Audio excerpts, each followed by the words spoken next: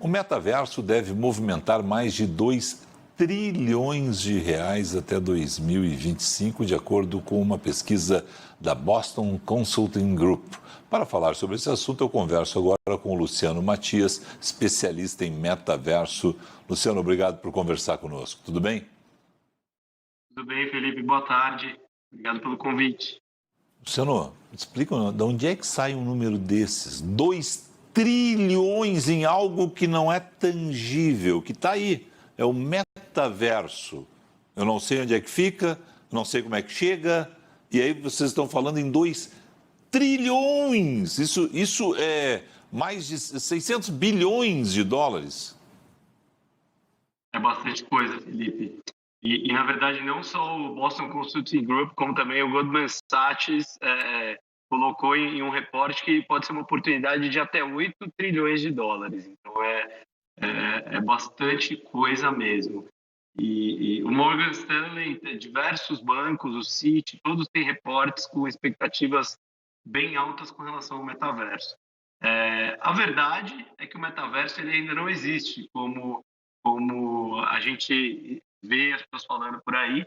Quem falou a primeira vez do metaverso foi o Neil Stephenson, nesse livro aqui, The Snow Crash, nos anos 90. Mas a verdade é que se a gente substituir metaverso por cyberespaço, em 90% dos casos isso não muda. Até porque, antes disso, William Gibson já falava em cyberespaço na década de 80, que foi o que gerou até diversos filmes aí de ficção científica.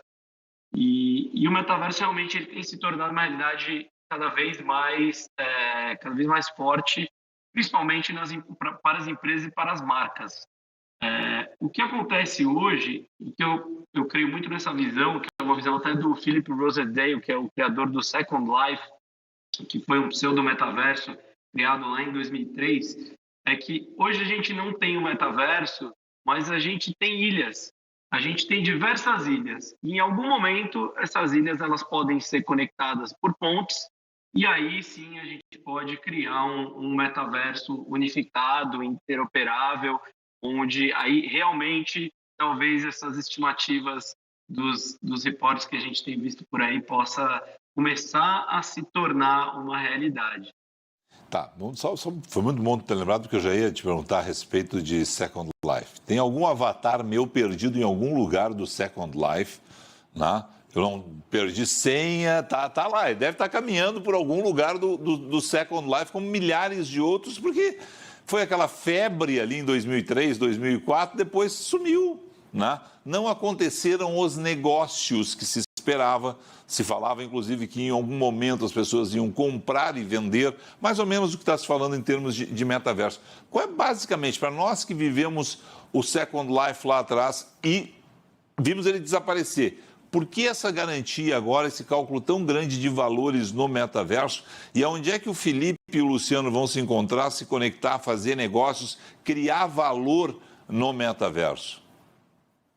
A gente pode se encontrar, a gente poderia até ter feito esse bate-papo por lá, que eu também tenho um avatar que eu criei lá atrás e ele está por lá também. Na verdade, eu acho que quando o Second Life foi criado, ele talvez tenha sido pioneiro demais. E teve um boom no começo, eu lembro, mas foi muito rápido, isso não evoluiu. Obviamente, todo mundo começou a olhar para isso a partir do momento que o Zuckerberg mudou o nome para Meta, e todo mundo começou a entender que está investindo também bilhões em desenvolvimento, em produtos para poder fazer isso acontecer.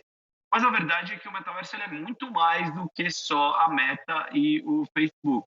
Ele é uma coisa que hoje existem diversas plataformas, algumas descentralizadas, que são as que são consideradas como metaversos mais reais, vamos dizer assim, porque elas têm uma questão de interoperabilidade, elas já trabalham com dinheiro em criptomoedas. Então, essas plataformas, elas já oferecem um pouco dessa experiência, assim, uma amostra grátis do que pode ser. Né? No report do Boston Consulting Group, eles falam muito em M-words, os mundos metaversos, porque eles estão reunindo centenas de milhares de usuários ali ativos, graças à capacidade de computação que vem aumentando, né? Quando o Second Life começou, a gente não tinha tanta capacidade computacional. E hoje ela vem aumentando com a implementação do 5G, da fibra. A fibra ainda estava muito no início, naquela época. Então, ele é um mercado que começa a movimentar tudo isso, como vira um mercado para headsets de realidade aumentada, que o Facebook também já tem, a Meta, né, já tem o Oculus Quest, já tem várias iniciativas. A gente tem várias coisas de realidade virtual, realidade aumentada, realidade misturada, que é a junção das duas coisas. A gente tem coisas de inteligência artificial já acontecendo. Os ativos digitais, as criptomoedas têm ao meu ver, tem uma importância enorme nessa questão de metaverso, porque eles sim são parte dessas pontes que podem integrar essas ilhas, entende?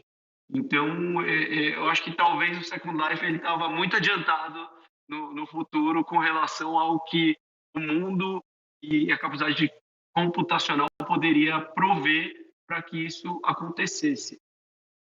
Bom, um assinante que está nos assistindo agora pode dizer o seguinte, mas há pouco foi dada a informação que duas das principais moedas digitais, Bitcoin e Ethereum, caíram de valor e caíram muito forte nos últimos 6 meses. Isso prejudica todo esse negócio, todo esse mundo digital que é uma das negociações do metaverso, quando você olha, porque os números, e eu me espanto, você deu números maiores ainda dos que eu revelei, 2 trilhões de reais, são números grandiosos para algo que nesse momento a gente vê que está faltando dinheiro no mundo para outras necessidades mais prementes, né? Para fazer investimento em algumas áreas sociais, para fazer investimentos em geração de emprego, de renda no mundo real. E nós estamos falando que no metaverso, em algo não tangível, temos essa expectativa toda.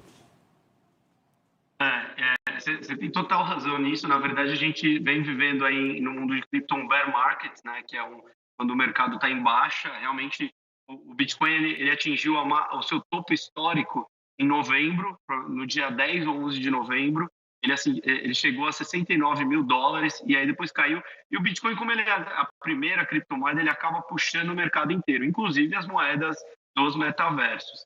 E isso que você está dizendo, eu concordo 100%, Felipe. Realmente, assim, é um mercado que vem, não só o mercado do metaverso, mas de cripto, ele vem movimentando, assim, já vem movimentando cifras alucinantes, assim, cifras absurdas, mas o legal é que tem muita coisa também que deu muita oportunidade para muitas pessoas. E o metaverso, não só o metaverso, como o mundo cripto, as DAOs, a DeFi, que são as finanças descentralizadas dentro do mundo cripto, elas podem ser oportunidade para muitas pessoas que têm dificuldades de conseguir uma renda. Então, eu sou muito entusiasta disso, muito por conta dessa questão, porque a barreira de entrada é mínima. A barreira de entrada é basicamente ter um celular. E hoje a maioria das pessoas no mundo, mesmo as pessoas com menor capacidade de renda, tem um celular.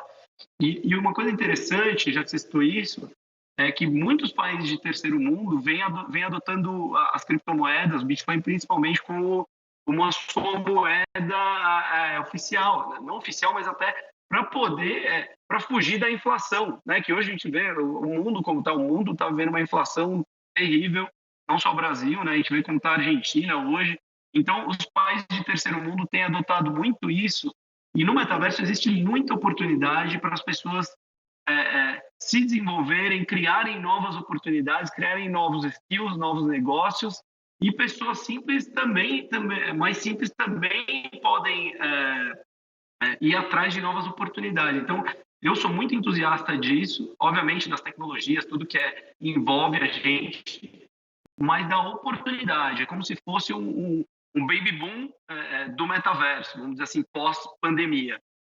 As pessoas procuram, então, informação assim, olha, estou no momento, quero fazer mudanças na minha vida, e muita gente está passando por isso, vou investir por aí. Aonde é que a pessoa olha? Quais são as oportunidades que poderia dizer assim? Onde é que a pessoa consegue mapear essas oportunidades no metaverso, né? Pensando nela enquanto investidora, mas nela enquanto geradora de renda e riqueza também, porque afinal de contas tem muita gente que vai empregar outras pessoas, né? Com certeza. Eu acho que a primeira primeira coisa, e foi assim que eu acabei entrando também nesse meio, é você começar a estudar, e entender, e entrar nas plataformas, porque as plataformas estão aí. Hoje o Roblox, que é um game, e ele é hoje considerado um metaverso dessas ilhas que eu comentei, é um lugar onde as pessoas podem criar seus próprios universos, criar seus próprios games e fazer negócios dentro dele. Então, hoje, tem muita adolescente de 13, 14 anos ganhando muito mais dinheiro que muita gente que está trabalhando em CLT, enfim, há muitos anos e se desenvolvendo e fazendo cursos. E tem adolescentes que estão ganhando muito mais dinheiro com NFTs, com projetos como o Roblox. Então, eu acho que a primeira coisa é conhecer as plataformas, entrar, ver como elas funcionam, ver quais as oportunidades e estudar. Hoje, a internet é uma fonte de informação quase que inesgotável. Então, toda informação que a gente precisa, a gente tem na internet. Algumas são pagas, outras são gratuitas, mas se você pesquisar, tendo internet, tendo smartphone, a oportunidade está ali na mão e é possível, sim, entrar nesses universos. Para entrar nos universos descentralizados, é preciso que você tenha uma wallet, uma carteira digital de criptomoeda. Mas as pessoas também podem buscar tutoriais, que existem diversos na internet, como criar essa wallet, e aí elas podem conectar essa wallet nesses mundos e entrar para conhecer também. Alguns desses são os mais famosos hoje, são o Sandbox e o Decentraland. E as moedas também estão lá embaixo, muito por conta da desvalorização do mercado. O mercado de cripto ele chegou a quase, já bateu $1 trilhão. Hoje, a última vez que eu vi, ele estava ali menos já de 1 bilhão, então caiu realmente muito.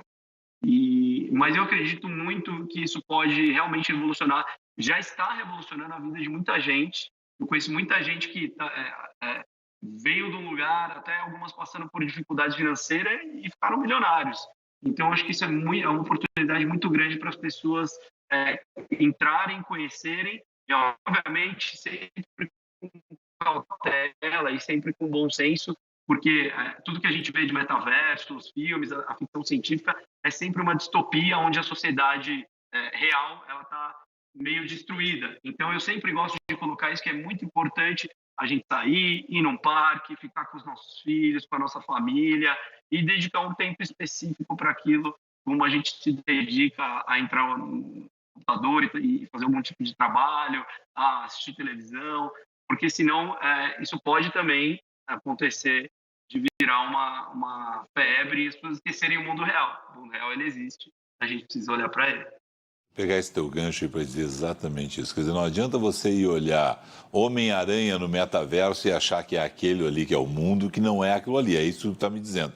Se olha, há muito mais por trás disso. É uma distopia o que a gente vê quando a gente vai ao cinema, vê um filme da Marvel tratando de metaverso, outras pessoas falando em distopias, mas isso é distopia. Há um mundo, por mais virtual que seja real, onde já tem dinheiro e, por tudo que a gente está falando, altos valores reais, mesmo que no mundo virtual, né, sendo investido. As empresas brasileiras, e aí eu estou dizendo assim, as empresas formais, elas estão indo para o metaverso, nós vamos encontrar essas empresas que nós somos clientes no metaverso, ou ainda é só aquela utilização do marketing, assim, minha empresa já está no metaverso, elas estão sabendo ir realmente para esse novo mundo, ou é muito mais o marketing ainda atuando? Eu acho que é um pouco do marketing. Tem um reporte, agora eu não lembro qual deles que eu li, que no final ele pergunta assim, tá, mas e agora? Para onde a gente vai? Os empresários todos estão se perguntando o que a gente faz, para onde a gente vai? E as empresas estão realmente, não só as brasileiras, como as globais, estão buscando aí os seus lugares. Hoje a gente já vê, se você pesquisar na internet, já tem diversos cases de diversas empresas. Posso citar várias, Stella Artois, Coca-Cola, Boeing, e tem muita coisa legal, assim, porque, por exemplo, eu sei que a Boeing está fazendo simulações para os pilotos, a empresa automobilística está fazendo muitos testes em ambientes virtuais, que não são necessariamente um metaverso, como eu disse, um metaverso único, mas eu diria mais como um cyberespaço. Então, não só essas empresas, como até empresas de alimentos já estão entrando nesse mundo. Você pode encontrar, tem cases diversos de empresas de alimentos. Então, está todo mundo querendo explorar essa oportunidade de trilhões de dólares, de trilhões de reais, que a gente comentou. Então, sim, a gente já pode encontrar alguns cases de empresas brasileiras e estrangeiras dentro dos metaversos. Como eu disse, não necessariamente metaversos. Por exemplo, a Boeing que eu comentei está usando uma VR, que é a realidade virtual. Então, assim, ainda é muito nebuloso, sabe, Felipe? Ainda existe muita... O que é? Eu costumo dizer que o metaverso não existe ainda, como a gente espera, como o Neil Stephenson preveu no Snow Crash.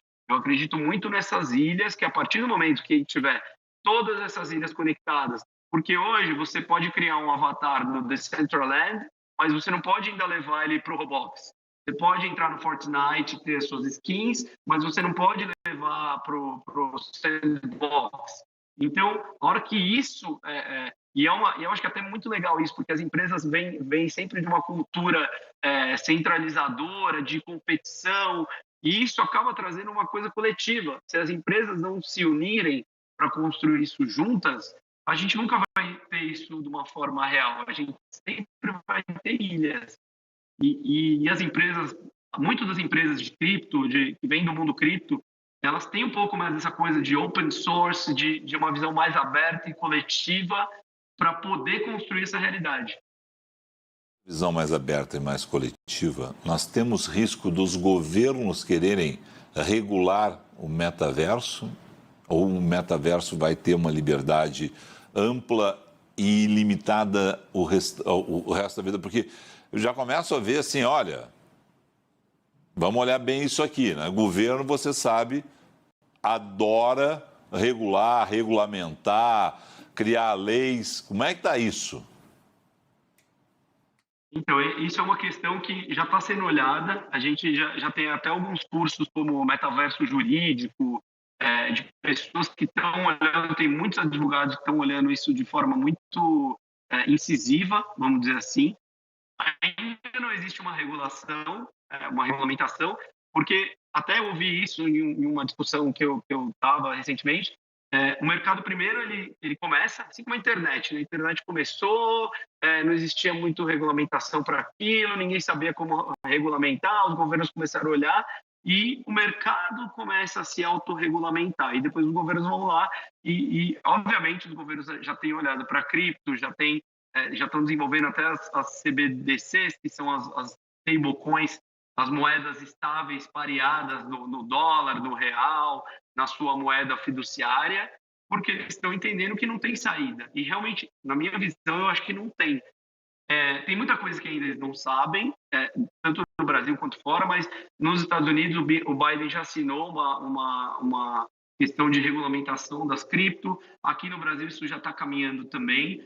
E no metaverso isso ainda é mais nebuloso. A gente já teve um caso aí recentemente na Horizon Works, que é a da Meta, de um caso de assédio sexual no metaverso, e isso foi tratado, foi olhado de uma forma até semelhante à vida real, mas a verdade é que o que o Zuckerberg conseguiu fazer, ele foi lá e colocou como se fosse uma bolha no avatar da pessoa. Então, realmente é uma coisa que ainda não existe um caminho, e eu acho que a gente ainda precisa de muito tempo e muito trabalho para achar um caminho que funcione. Posso traduzir sandbox por incubadoras de metaverso? Eu posso, para que as pessoas tenham uma ideia, assim, porque elas são incubadoras, né? Elas são fomentadoras, é isso, né? A partir da sandbox é que a gente pega e realmente cria, é isso? Não, desculpa, Felipe, na verdade a sandbox é um dos metaversos, é uma plataforma descentralizada, onde é como se fosse um game. Ela não é uma incubadora porque ela é um deles, ela é uma das ilhas que eu comentei. O Decentraland é uma outra, o Somnium Space é uma outra, VR é outra, Spatial, então a gente tem diversas. O Sandbox, ele pode ser entendido... Perdão. Não, por favor, complete. Não, ele pode até ser entendido como uma incubadora, assim como as outras. Então vamos lá. As pessoas vão hoje com liberdade a essas incubadoras e aí elas conseguem pegar e trocar ideias. Está aberto realmente esse processo de troca de ideias. Né? Eu usei o termo incubadora, lembrando assim, exatamente isso, né? de você levar a sua empresa para algum local, você não tem ainda ali uma ideia completa, né? Aí você já me disse, explicou, é uma das tantas plataformas. Essas plataformas estão abertas a esse debate, a esse auxílio a novos empreendedores nesse mundo virtual? Sim, sim, não só estão abertas, como têm trabalhado ativamente para desenvolver isso. Na verdade, eu não sei com relação ao Sandbox, mas os criadores dessas plataformas, dessas incubadoras, eles participam ativamente no discurso e nos debates e nas relações de como construir esse futuro. E tem uma coisa legal também, que eu acho que é muito importante para o metaverso, a gente não falou aqui, é a Web3. Né? A gente veio da Web 1.0, onde a gente só consumia o conteúdo, a Web 2.0, onde a gente passa a construir esse conteúdo e criar esse conteúdo, né? A Web dos Creators, e a Web 3.0, onde a gente consome, cria e a gente detém esse conteúdo. Então, o participante, ele vai passar a ser um detentor daquele conteúdo. Deixa de ser uma coisa das incubadoras, das empresas, e passa a ser do usuário. O usuário começa a ter mais poder sobre o teu conteúdo, sobre as suas informações, e eu acho isso assim interessantíssimo. Eu acho que a gente está vendo na Web3, metaverso e cripto, o que a gente viu acontecer com a fotografia. Eu gosto sempre de fazer esse paralelo. Quando veio a fotografia digital, porque quando a gente tinha a fotografia analógica, a Kodak, as marcas de filmes e tudo mais, eles vendiam filmes e a Kodak não quis se reinventar muito na época e acabou que hoje até está um movimento até de volta aos filmes analógicos, mas por uma questão estética e tudo mais. Mas eu acho que a gente vive um pouco desse momento na Web3. Eu acho que muitas empresas, se não se reinventarem, vão acabar caindo, e muitas empresas que se aproveitarem desse momento, como a gente tem tentado também, vão acabar emergindo mais. E uma coisa legal também que você comentou, eu acho que tem um movimento também de bem-estar, de saúde, de inclusão social dentro do metaverso, que é muito importante a gente olhar. Então, isso é uma coisa que também nos dá esperança para ajudar a construir isso com bons olhos. O metaverso é uma ferramenta, assim como a internet, assim como nossos smartphones. O que importa é o que a gente vai fazer com ele. Se a gente fizer coisas boas, nascerão coisas boas. Se a gente partir para um viés mais negativo, coisas negativas vão sair dali. Luciano, vamos lá. Eu tenho que começar a fechar essa entrevista aqui. Deixei de te perguntar alguma coisa. Felipe, isso é importante a gente colocar nesse momento, porque quando a gente olha esse número que está na tela, o assinante que está chegando agora na entrevista, assim, metaverso, 2 trilhões até 2025, é aquilo que a gente falou na abertura da entrevista. Tem mais alguma coisa que seja interessante a gente pontuar para esse assinante que está querendo mais informações a respeito desse literalmente novo mundo, né? Eu acho que o mais importante de tudo que a gente pode falar aqui, Felipe, é realmente a educação. Como eu disse, a gente precisa entender o que é isso, porque realmente é um mercado endereçável muito grande, mas, como eu disse, isso vai trazer muitas oportunidades. Então, o que eu deixaria aqui são 2 pontos: da educação, de tentar entrar nos lugares e conhecer. A gente na Trio, a gente também tem esse viés de criar projetos, de fazer projetos com causas, abater carbono e diversas coisas assim, com cripto.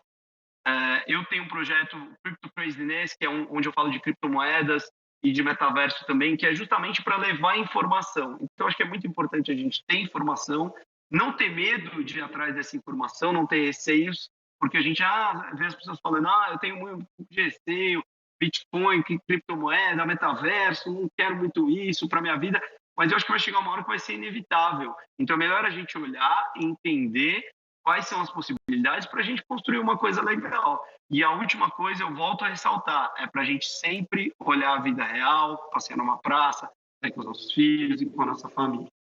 Uma pergunta de leigo que observa de fora, que lê, que estuda, mas o grande temor das pessoas, me parece assim, é que as pessoas imaginam que tem ali um cabo de energia ligado no computador, puxou o cabo, explodiu o metaverso, desapareceu o Bitcoin.